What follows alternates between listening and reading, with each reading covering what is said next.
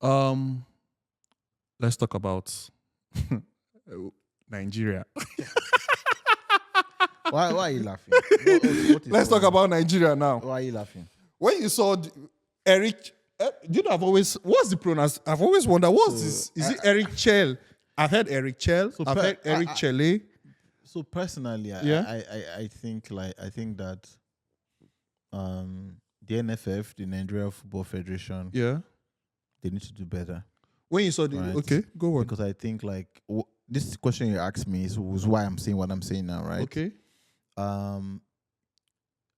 The unveiling of the Super Eagles coach Yes. should be something that should be like a thing. We shouldn't be asking ourselves how to pronounce the name.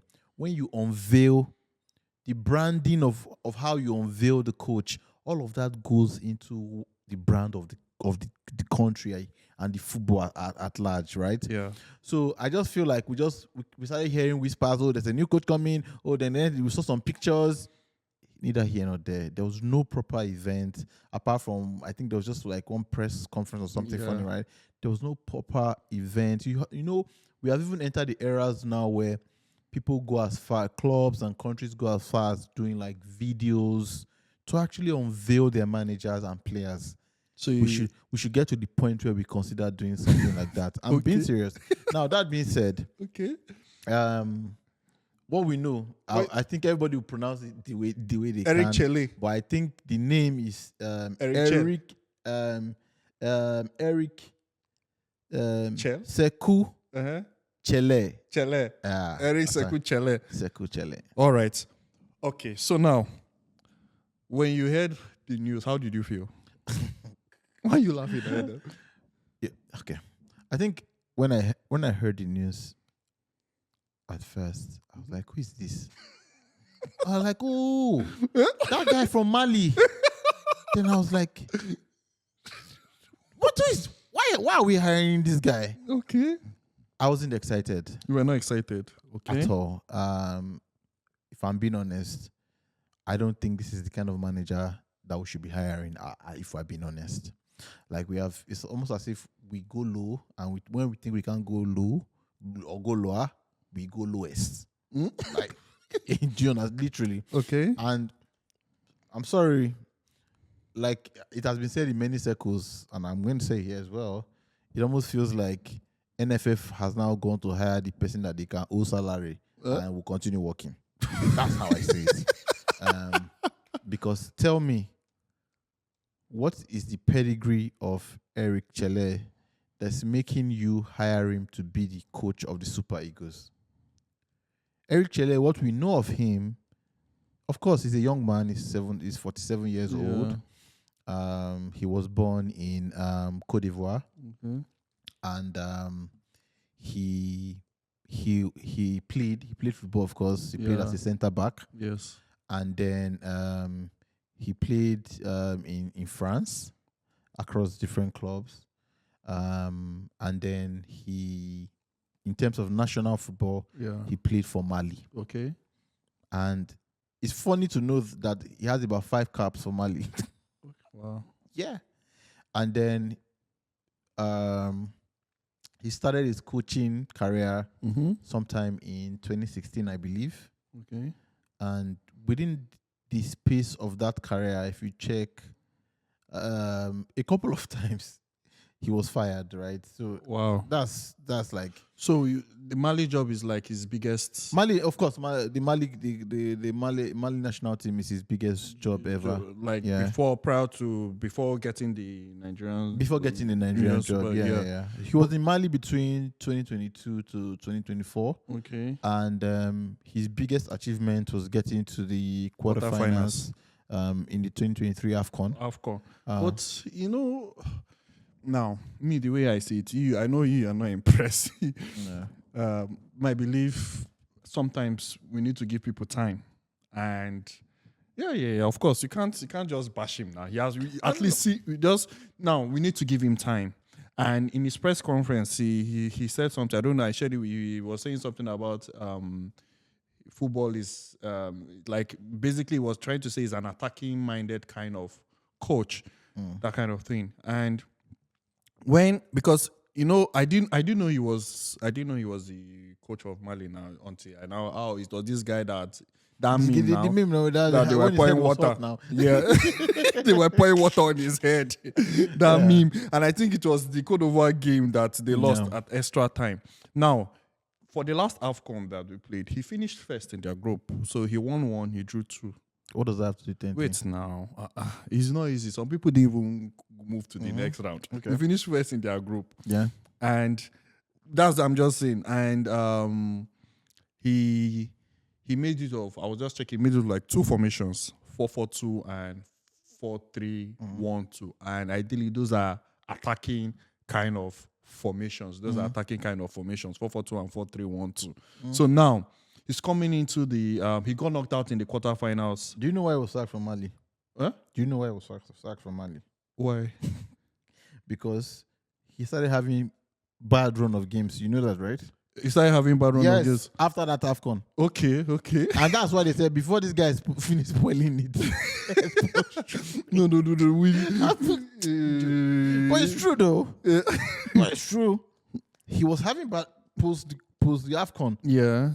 He started having, when they were playing qualifiers, before the guy was taking them to where they don't know, they said, okay, you know what? Come on, be going. And that was it, right?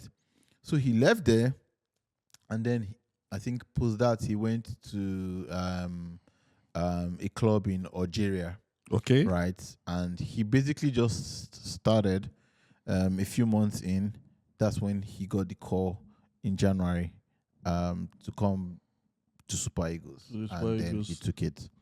Now, to be honest, while I'm a bit skeptical about his performance in his previous roles, because if we look at it, I think I did some bit of jotting down. Like I mentioned, he was sacked in the club he was in 2021 before joining Mali team because he was having poor results. He joined in May. He was sacked in December.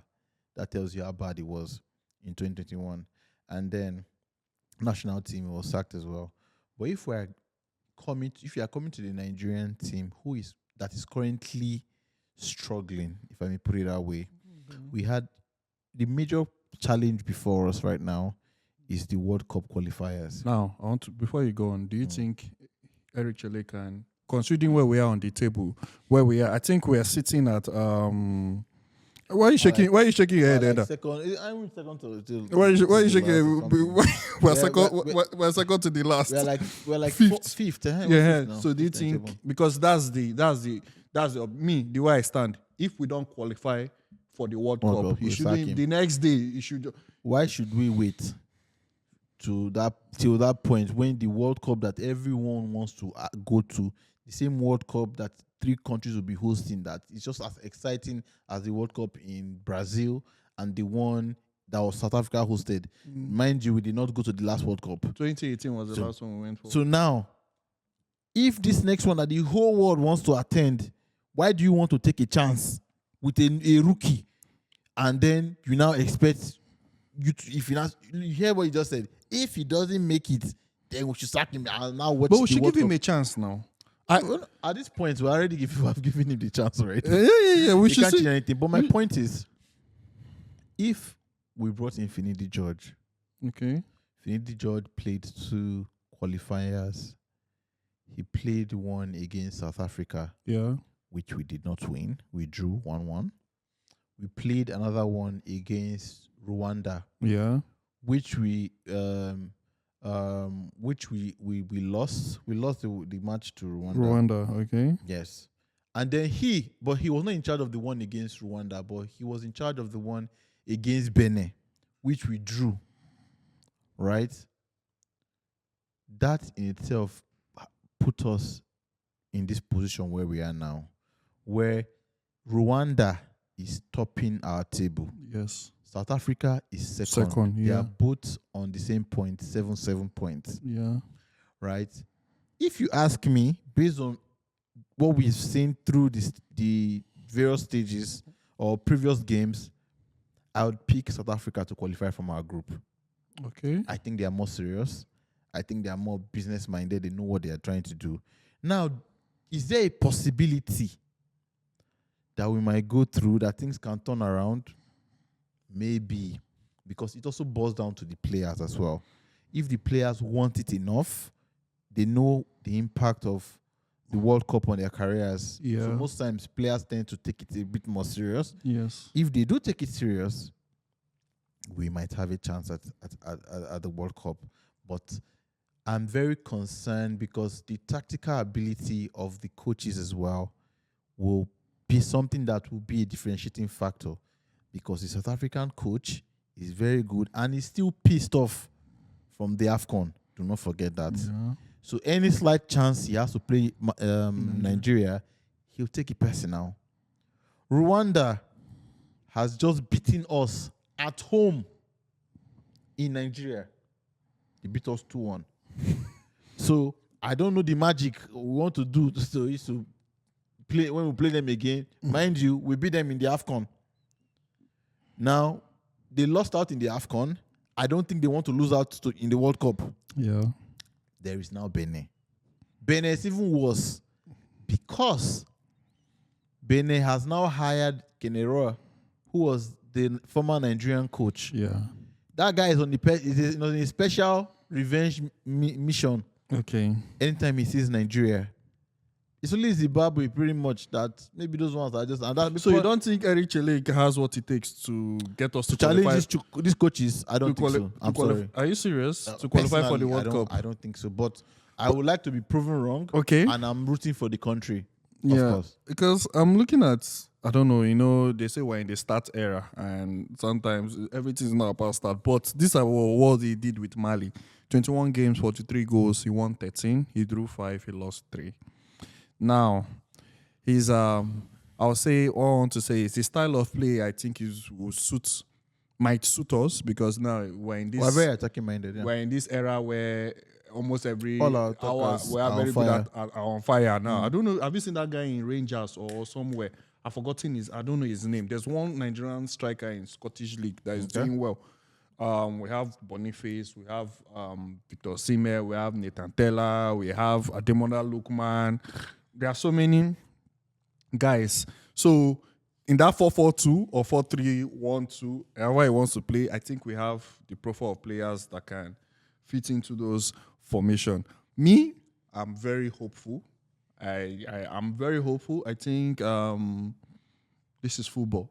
Yeah. It's Anything football. can happen. And to also add, I just don't want it to always be like, oh, I'm the guy who's always skeptical about everything. Yeah. On the positive side, what we also noticed is he's a no-nonsense guy. Okay, yes. Right? I heard that. He's a no-nonsense guy. We saw that when he was coach with Mali. I think Basuma also. I think there was some issue around Basuma and some other players. And we saw that how he took a decision and put Basuma on the bench, Yes. and was still delivering results.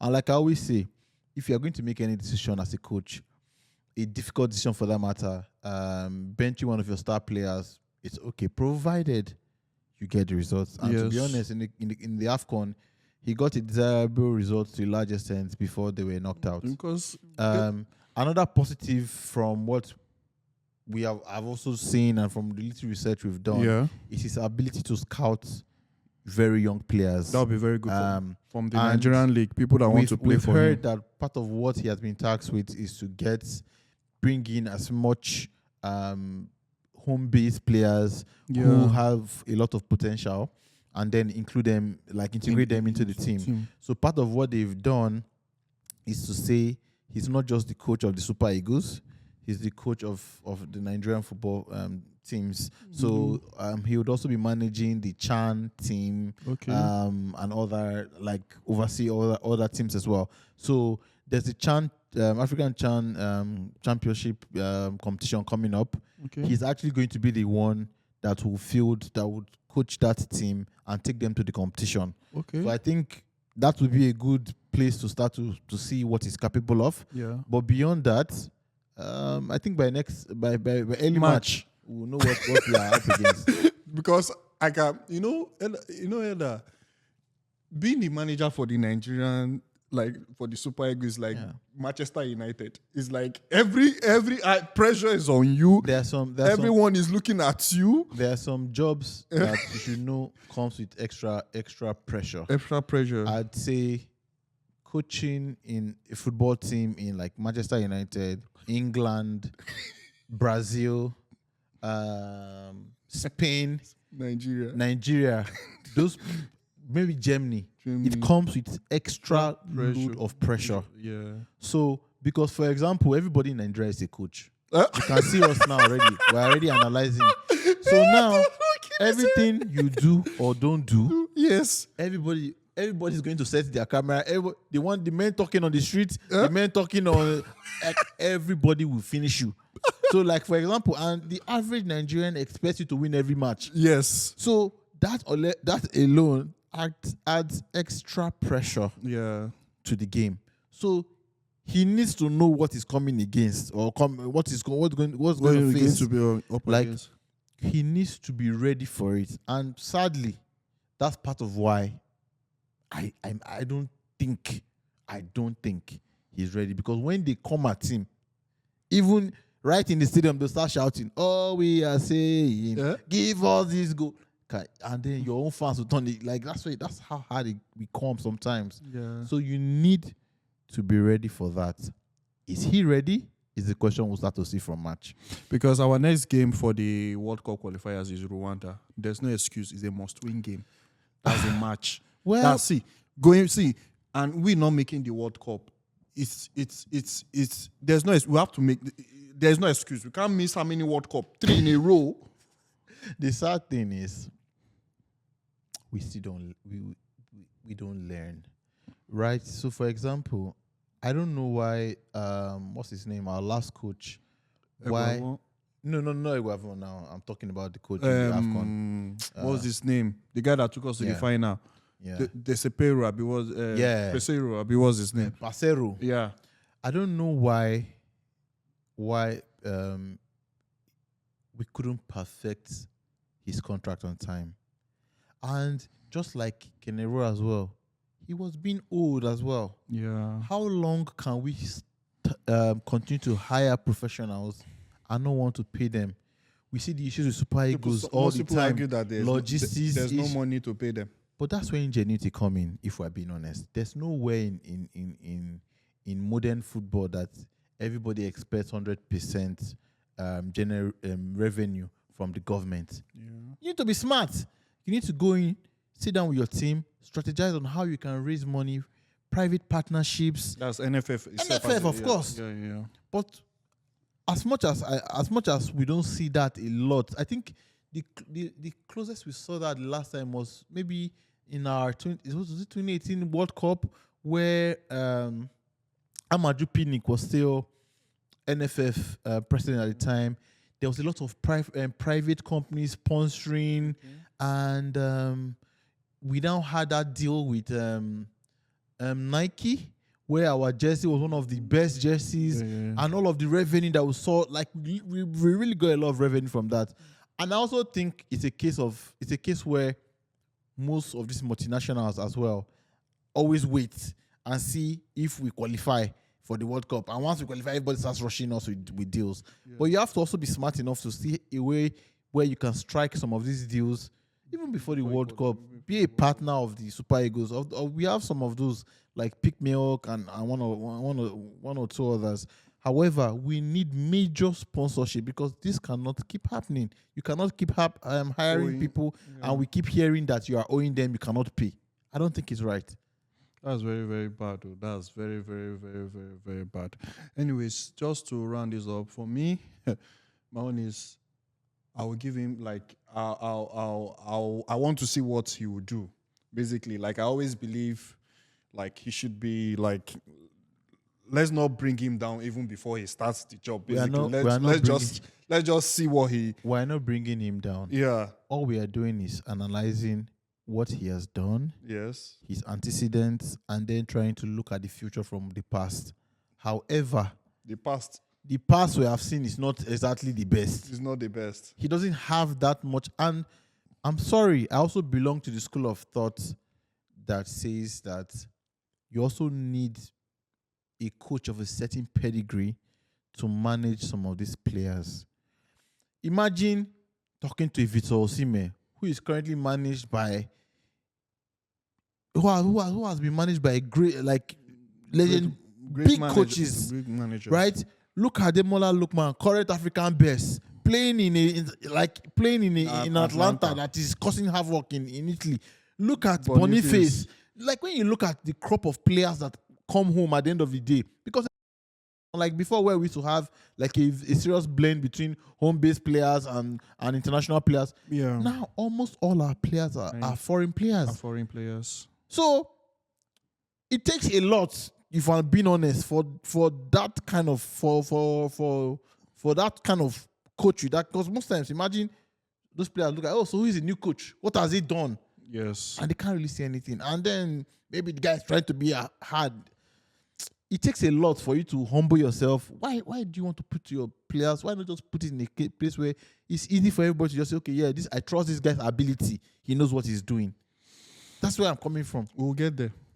As I will get there. When they start paying money frequently, because like I said, I started by saying I think they've hired somebody that even if they owe for a couple of months, he will not mind. He will not complain. He will complain. We'll get there. That's what I believe. We'll get there, and hopefully we'll qualify for the next World Cup. There's no excuse because we have the players. There should be no excuse. The next game, which is in March, Rwanda, we should be winning that game. No. We can't. Like I always say when I hear these kind of things, when you say you should be winning these kind of games, yes. Do you think the other team is sleeping? They are going to sleep for you to you should be winning it because you are Nigeria. Just because of because we can't afford to draw. It's a must win. The reality is that you can afford to draw. Yes, I know. Those guys are not smiling as well. Like I said, the most serious team on that in that Group C right now. Yes, Group C is South Africa. Anyways, I'm hopeful, and like Pastor Jerry will always say, what God cannot do does not exist. In Eric Chelle, we trust. I wish you all the best. Super Eagles, I wish you all the best. Thank you very much, guys. And please do not forget to like, do not forget to subscribe wherever you're watching or listening from. Thank you so much, and we'll see you. See you next week with the Fuller House. Bye. Bye, guys.